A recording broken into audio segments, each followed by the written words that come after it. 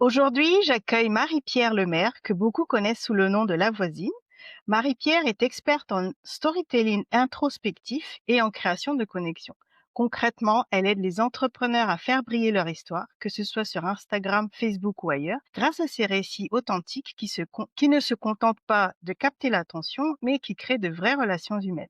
Bonjour Marie-Pierre, je suis ravie de t'accueillir. Salut Anitra, c'est moi qui est ravie de l'invitation. Merci beaucoup. Merci à toi d'être là.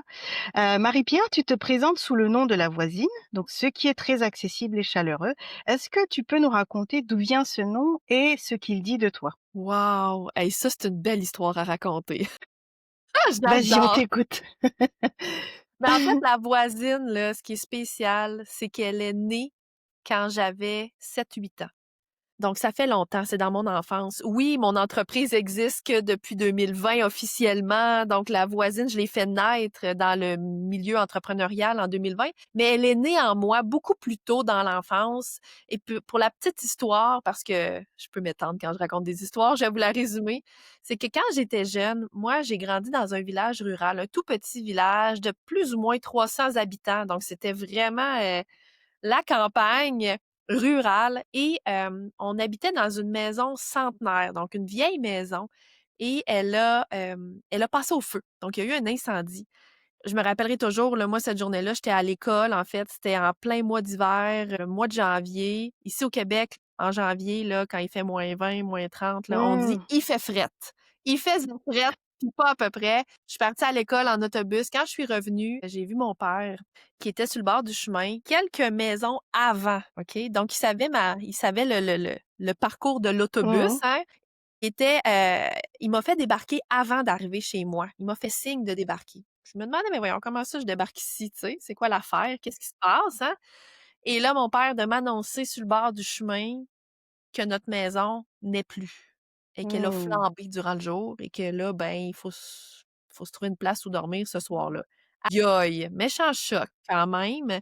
Je comprenais pas trop là, de mon 7 ans là, qu'est-ce qui se Mmh mh. passait là et c'est la suite qui est arrivé, qui est beau qui est tellement belle dans cette histoire-là, c'est le fait que on nous a logés gratuitement dans une base plein air pendant plusieurs mois au village. La base plein air, en fait, c'était l'ancienne école primaire du village, mais puisqu'il y avait pas suffisamment d'enfants dans le village, on allait à l'école du village voisin. Donc, ça fait en sorte que cette école-là était libre, si on veut, et ils nous ont logés dans cette ancienne école-là. Il y avait une cafétéria, il y avait des dortoirs, une bibliothèque, un gymnase, une cour de récréation. Pour moi, à l'âge de 7 ans, c'était le rêve. Pour mon père, ça l'était un petit peu moins quand même. Mais tout ça pour dire qu'on nous a relogés gratuitement. Je me rappelle qu'il y a des gens qui sont venus nous porter des poches de vêtements, de jouets pour moi.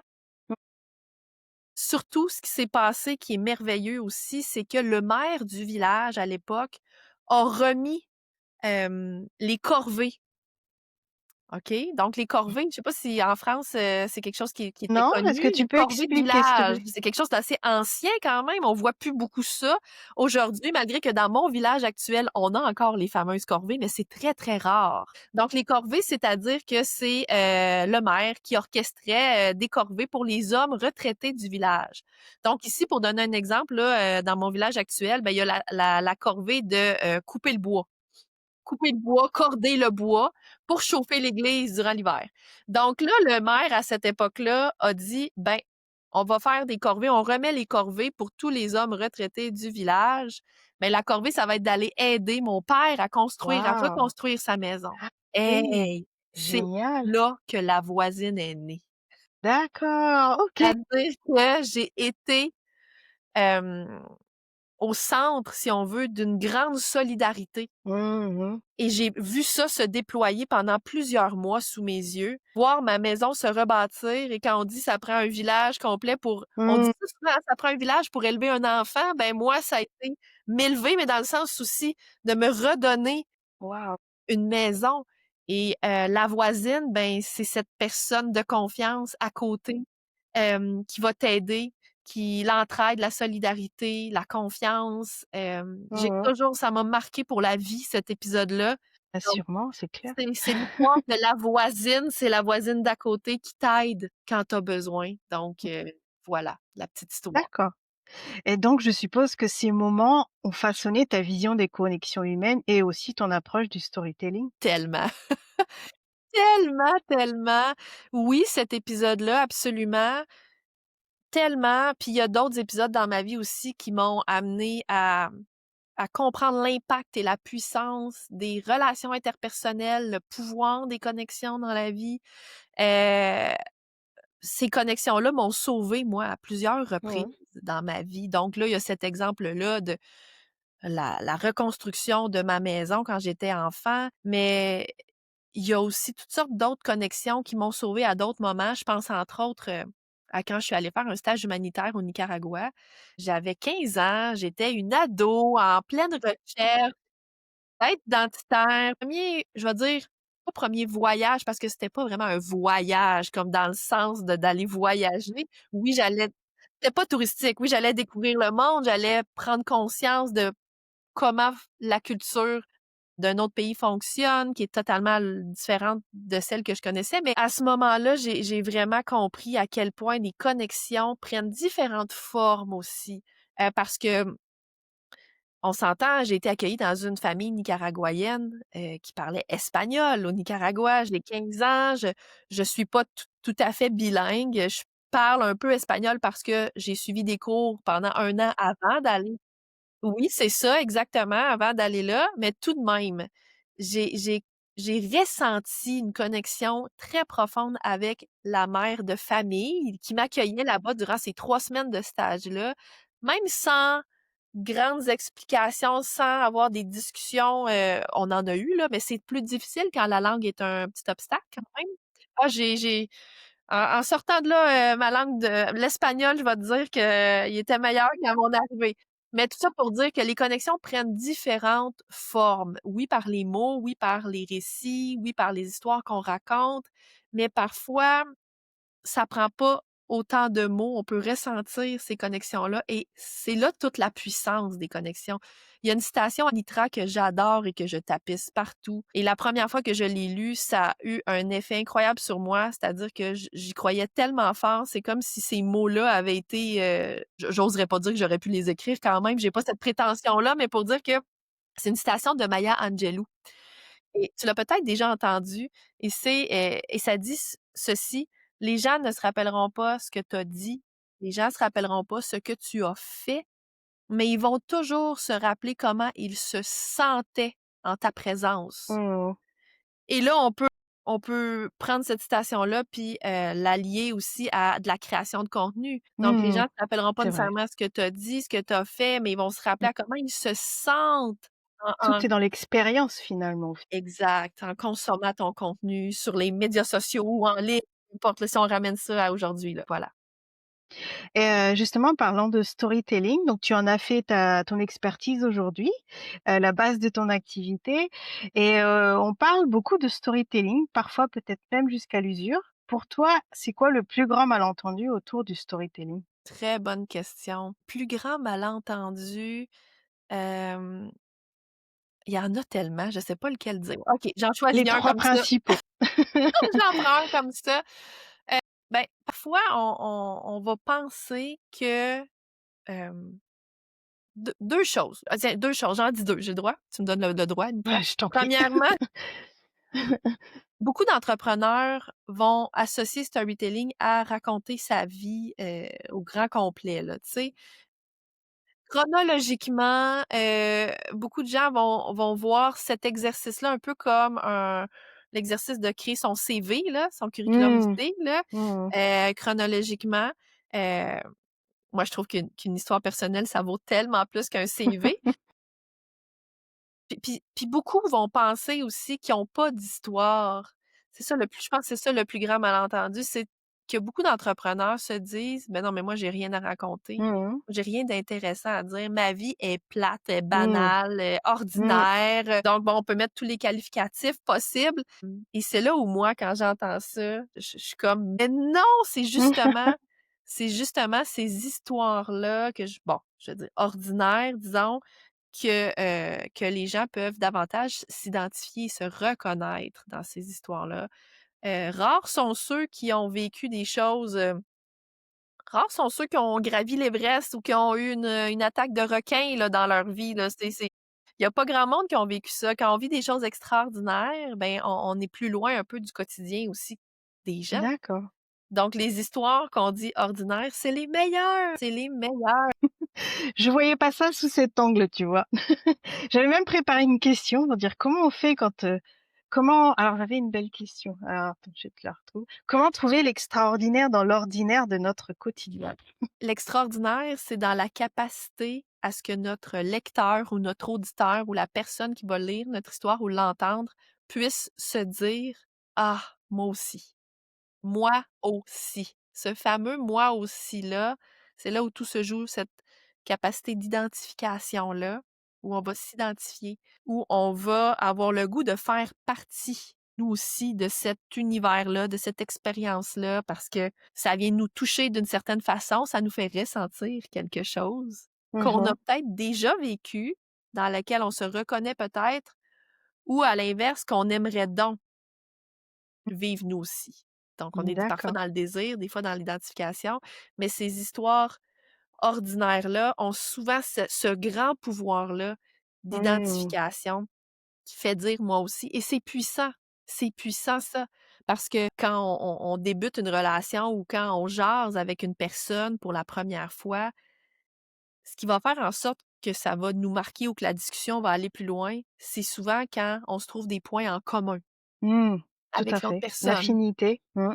Des affinités. Donc je sais pas si toi tu te rappelles la première fois qu'on s'est jasé, c'est dans le cadre, Mmh.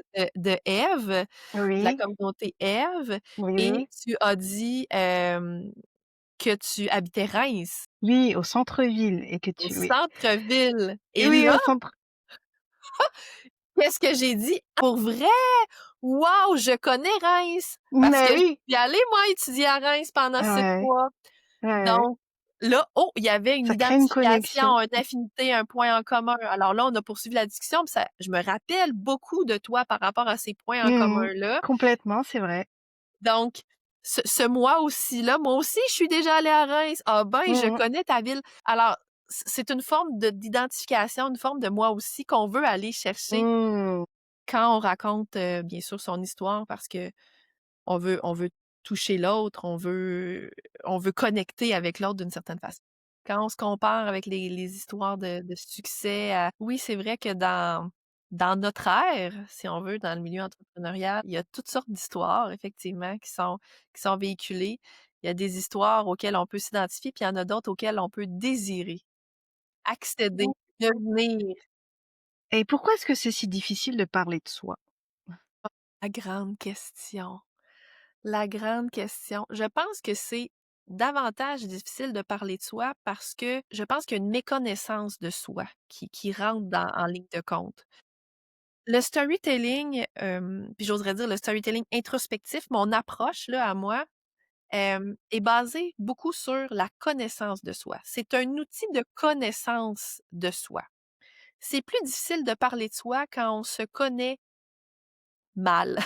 Je vais dire ça comme ça, ou pas assez, on sait pas sur quel point focusser, on sait pas sur quel élément mettre de l'avant, on sait pas par où commencer. Je pense que c'est ça parce que le terrain est vaste. Parler de soi, le terrain est large. Qu'est-ce qu'on dit? Par quoi on commence? Quel élément vaut la peine d'être mentionné et lesquels on devrait ne pas dire? C'est là la grande question et le storytelling introspectif vient donner une base sur laquelle s'appuyer pour savoir par quoi commencer quand on veut se raconter. Et quand je dis que c'est un outil de connaissance de soi, ben c'est qu'on va aller à la pêche, on va aller creuser à l'intérieur de soi pour trouver 10 pépites de connexion, les fameuses 10 pépites. Dans mon univers, je parle de pépites, donc on va aller chercher ces pépites de connexion-là dans tous mes produits, dans tous mes services. Il y a ces fameuses pépites-là qui reviennent et elles sont importantes et elles viennent rassurer l'entrepreneur, le solopreneur. Elles viennent rassurer en disant, ben, un coup que j'identifie ne serait-ce qu'une pépite sur les 10, ben, je peux utiliser cette pépite-là, je peux la révéler aux autres.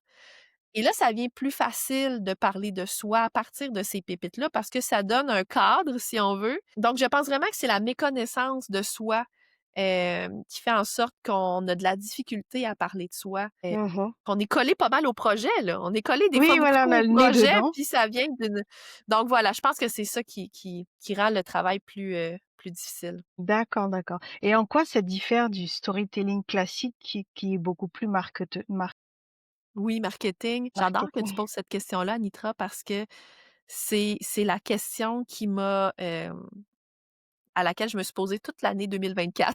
Je me suis dit, je sentais que mon approche était différente justement du storytelling, on va dire marketé là, davantage, ou on pourrait dire le storytelling à l'américaine, où on va mettre de l'avant, des histoires, rapides pour connecter rapidement.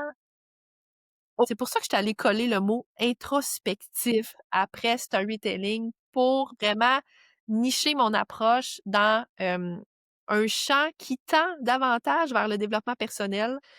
Je pourrais dire qu'il est à cheval, je vais dire ça, à cheval entre le marketing et le développement personnel, parce que dans ma vision du storytelling à moi, l'important, c'est d'abord et avant tout de reconnecter ou de connecter d'abord avec soi.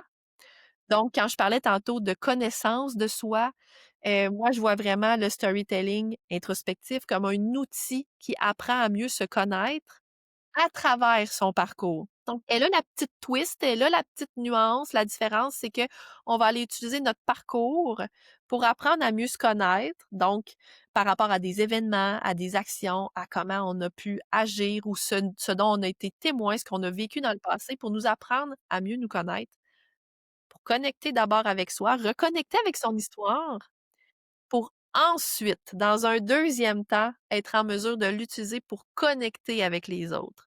Pour connecter avec les autres, il faut d'abord avoir fait ce travail préalable de connecter avec soi-même, d'identifier qu'est-ce qui fait partie de nous, qu'est-ce qui vaut la peine d'être révélé ou pas.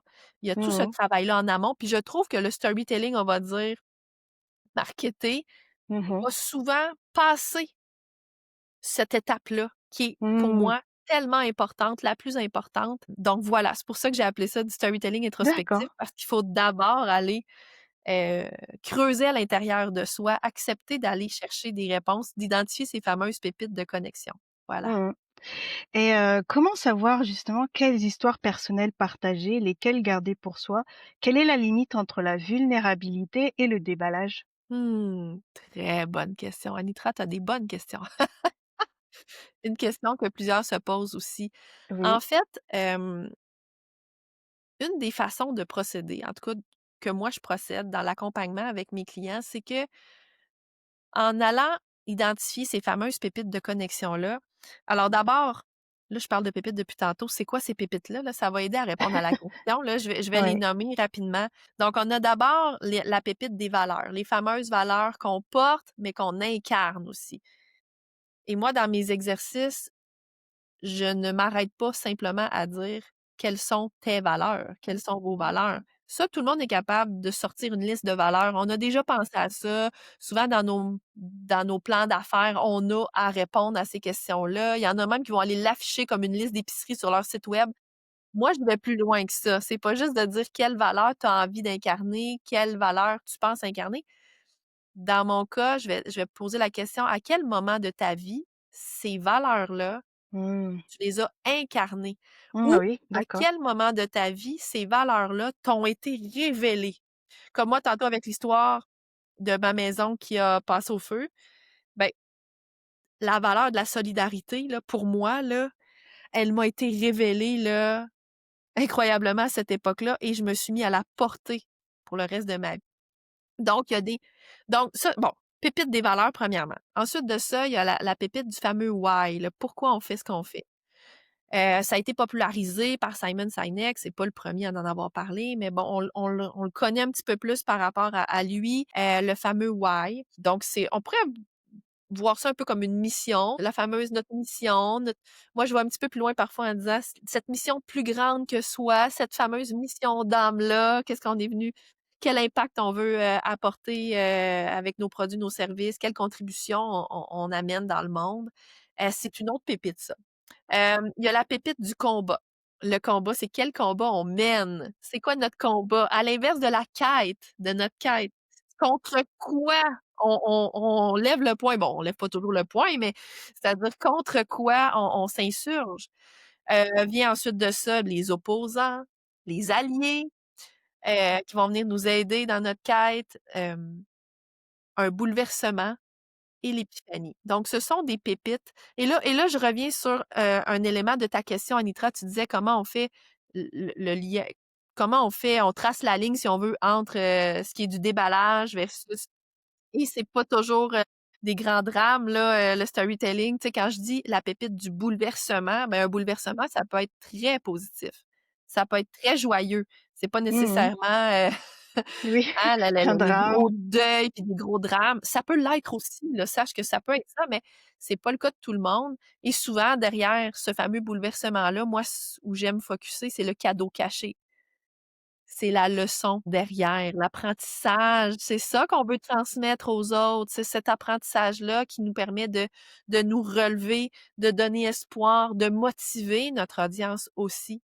Donc, à travers ces pépites-là, c'est ce qui nous aide à savoir, OK, ça, je le raconte, ça, je le raconte pas, parce qu'on va aller tracer je vais dire ce fil doré-là, qui va relier toutes ces pépites-là et qui va nous forcer, à aller voir dans notre parcours, ben, c'est quoi ces pépites-là? À quoi je peux les relier? À quel élément, à quel événement, à quel moment marquant je vais relier chacune de ces pépites-là?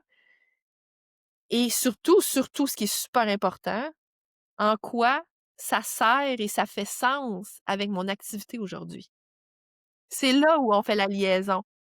Si tu sais, c'est sûr que si, tu as été sauveteur, pour une piscine municipale, dans ton adolescence et que ça n'a absolument aucun lien avec ce que tu fais aujourd'hui, ben, c'est peut-être pas un événement qui va te servir, que tu devrais raconter selon moi. À moins que ça t'ait appris une très grande leçon avec laquelle ou une valeur importante que tu incarnes aujourd'hui dans ton entreprise puis qu'on peut y faire des liens, ça oui. Mais si ça fait pas sens, ça donne rien de le raconter. Donc c'est quand même toute une, c'est un beau casse-tête où on va aller mettre c'est pas un casse-tête, impossible à faire là, pas du tout, mais ça prend quand même un certain temps. On est loin d'une histoire, qu'on va raconter ou qu'on va créer pour charmer, on est dans l'authenticité, on est dans le vrai là, bien sûr, mais on va aller chercher ce qui va servir notre entreprise et qui va aussi permettre de dire: «Voici qui je suis, voici qui je suis». Ça, on se retrouve avec une histoire à raconter et cette histoire, on la raconte où et comment? Ça, c'est une très grande question. On peut la raconter où on veut. En fait, on peut la raconter où on veut. Il y a pas de timing parfait, Mmh. hem et il y a pas de format de prédilection. Moi, dans mes accompagnements, je forme autant des entrepreneurs à raconter leur histoire, sur leur fameuse page à propos de site web d'ailleurs. Mais ce fameux à propos-là, ce texte-là peut tellement après ça, faire l'objet de publications sur les médias sociaux, peut tellement servir, par exemple, une séquence de bienvenue, d'infolettes, de courriels, quand les gens rentrent dans notre univers.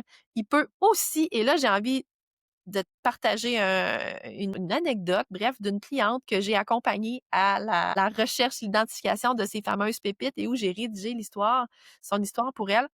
Elle, depuis qu'elle a découvert ces pépites, il y en a une qui l'a fascinée et c'est son allié.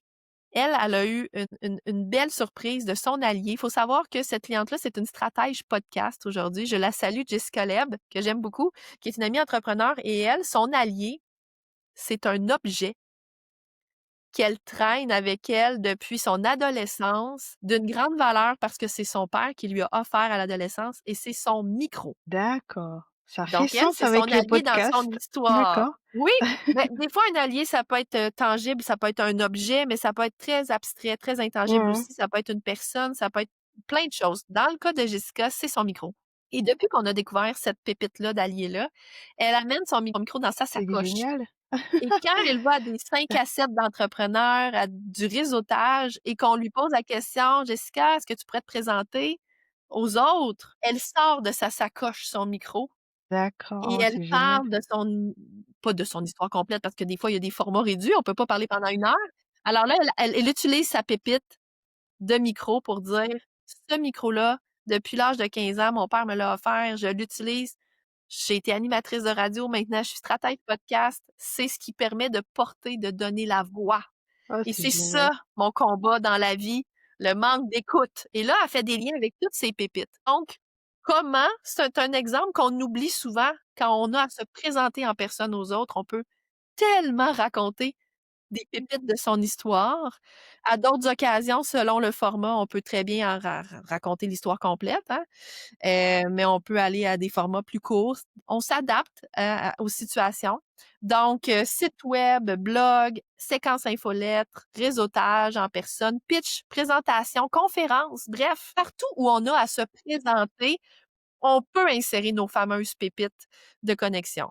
Voilà. Est-ce que tout le monde a les 10 pépites de connexion ou est-ce qu'on en a quelques-uns?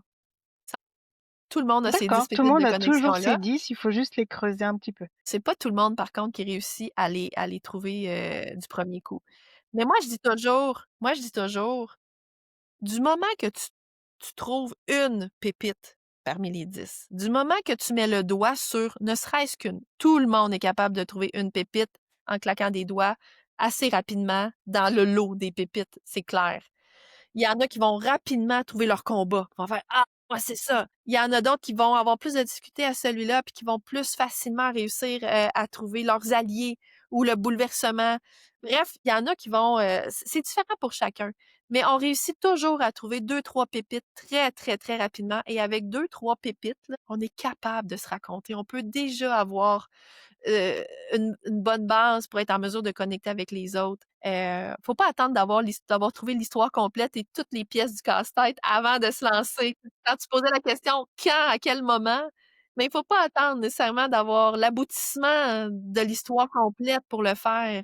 En chemin, là, on peut dire: «Moi, je porte cette valeur-là, puis je peux raconter à quel moment cette valeur-là m'a porté, si on veut. Je peux très bien raconter l'épiphanie, la grande prise de conscience que j'ai fait récemment. Je peux l'utiliser. Je suis pas obligée d'attendre, des années là, pour compléter mon histoire. Ouais. Quels sont les signaux qui montrent qu'un storytelling n'est pas efficace ou qu'il a besoin d'être travaillé? Comment est-ce qu'on sait qu'il manque quelque chose dans notre, storytelling et comment savoir c'est quoi qui manque? Mmh. Les signes qui manquent. Qu'est-ce qui manque? Il peut manquer tellement de choses. J'ai envie de te répondre en te disant, l'émotion. C'est quand même un ingrédient assez important, en storytelling puis en plein d'autres, domaines, mais tu sais, je reviens à la citation que je parlais tantôt de Maya Angelou, hein: «Les gens oublieront jamais comment ils se sont sentis en ta présence ou en consommant ton contenu», si on fait le lien avec, le storytelling. Alors, parfois, c'est l'émotion qui manque. Hem, Et comment Parfois on l'en infuse cette émotion dans ouais, une histoire? ouais, c'est le grand défi, c'est le grand défi Anitra. D'être en mesure de faire ressentir comment on se sentait à une période de notre vie. Ça peut prendre tellement différentes formes, c'est-à-dire qu'on peut aller infuser de l'émotion par les mots, on peut aller infuser de l'émotion par le son, aussi par l'audio. Ouais, ça c'est l'audio va venir ajouter parfois une couche d'émotion et par, on va dire, la vidéo, par des images, par du visuel aussi. Donc il y a quand même plusieurs sens possibles où l'émotion peut être infusée dans une histoire. Je vais donner l'exemple, je vais donner l'exemple en fait d'une, d'une amie à moi, Émilie, Laliberté, qui Je elle vais est interviewer aussi. oui!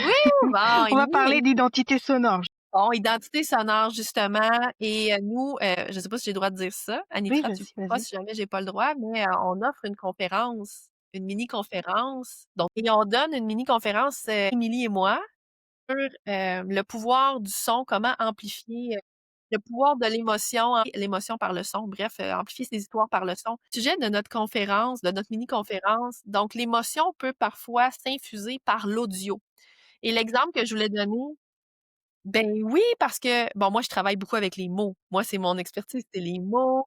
Je suis beaucoup dans la rédaction et c'est la première étape, en fait, Anitra. La première étape, c'est la mise en mots. La mise en mots, vraiment. Ensuite de ça, va venir le son. Il faut vraiment que la mise en mots se fasse avant le son. On peut pas faire l'inverse. Donc, c'est vraiment dans cet ordre-là. Donc, on peut aller amplifier une émotion avec le son, comme on peut le faire amplifier aussi avec du visuel. Mais tout ça pour dire que dans mon introduction de podcast, j'ai un podcast qui s'appelle «À ta couleur» et dans cette introduction-là, c'est Émilie qui a fait, l'audio de mon podcast. On va venir amplifier certaines émotions que j'ai, clairement identifiées, que je voulais que les auditeurs ressentent à l'écoute de mon intro de podcast. C'est quand Et même une ça, c'est du mécanique. storytelling aussi ça, Ben du oui, coup? c'est du storytelling aussi parce que l'introduction de mon podcast, en fait, c'est comme si on était dans mon village. On entend des sons de village, en fait, là, un tracteur, on entend une clochette de vélo, là, tu sais, gling gling, ouais. Et là, on entend une personne monter sur ma galerie. Moi, ma galerie, c'est vraiment l'endroit, que j'utilise le plus dans mon brand, je vais dire, et Mmh mh. qui me correspond beaucoup parce que j'habite une vieille maison de plus de 150 ans avec une galerie. Bref, et on entend des pas monter sur ma galerie et quelqu'un qui cogne à ma porte et qui ouvre la porte et D'accord, qui donc c'est rentre chez vraiment la voisine. l'expérience, en fait. C'est une expérience et l'émotion que je voulais faire Mmh. ressentir ici pour pas Waouh. tout dévoiler de la mini-conférence quand même, vous irez, vous y assisterez, mais l'émotion que je voulais faire ressentir beaucoup avec mon intro de podcast, Mmh mh. c'était la convivialité, la proximité, la simplicité et la nostalgie. 4 émotions. 4 ressentis que je voulais absolument faire ressentir dans cet audio-là.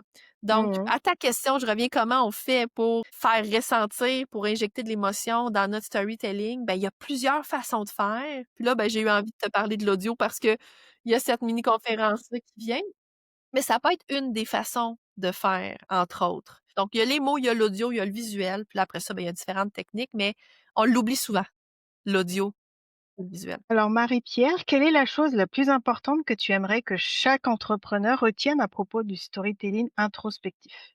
Qu'on porte toute une histoire qui vaut la peine d'être racontée. C'est vraiment ça. C'est vraiment ça. Il y a pas personne qui a pas d'histoire. Tout le monde en a une. Hem, Tout le monde en a une. Il faut simplement prendre le temps. C'est ça l'affaire, hein, c'est que on est dans un monde qui va vite.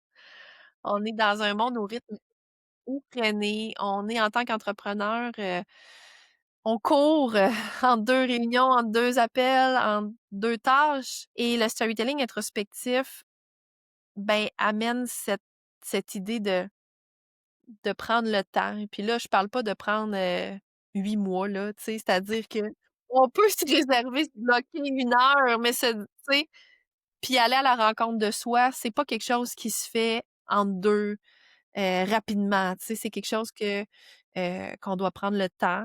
Hem, c'est sûr que là, je dis ça, puis ça va tellement à l'encontre, hein, de nos vies d'entrepreneurs qui va tellement vite, mais j'aspire à plus de lenteur, puis c'est ça que je veux apporter. Prendre le temps vraiment d'apprendre à se connaître, c'est tellement important. C'est tellement important, surtout dans l'entrepreneuriat, bon, dans la vie en général, mais dans l'entrepreneuriat, apprendre à bien se connaître, ça nous permet de faire des choix éclairés, alignés aussi. Donc oui, ça sert de connexion, mais ça va nous aider aussi à aller accepter des belles collaborations, par exemple, qui, va venir, fitter avec nos valeurs, qui est une des pépites. Donc, c'est ça que j'ai envie de dire. Prendre le temps de reconnecter à soi, c'est pas une perte de temps. Au Au contraire. contraire, ça va nous faire, gagner en sagesse, en connexion avec les autres. Voilà, Et est-ce que c'est un exercice qu'on peut faire tout seul? tout à fait, tout à fait. Oui, c'est un exercice qu'on peut faire tout seul, en étant guidé quand même un peu là, mais oui, oui.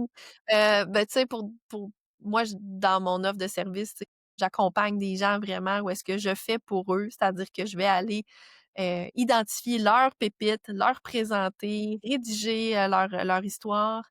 Il y a cette option-là, mais c'est très bien possible aussi de le faire soi-même par des produits, de façon autonome là, que j'offre aussi, que j'apprends ma méthode, où est-ce que je pose des questions qui visent à identifier ces fameuses pépites-là.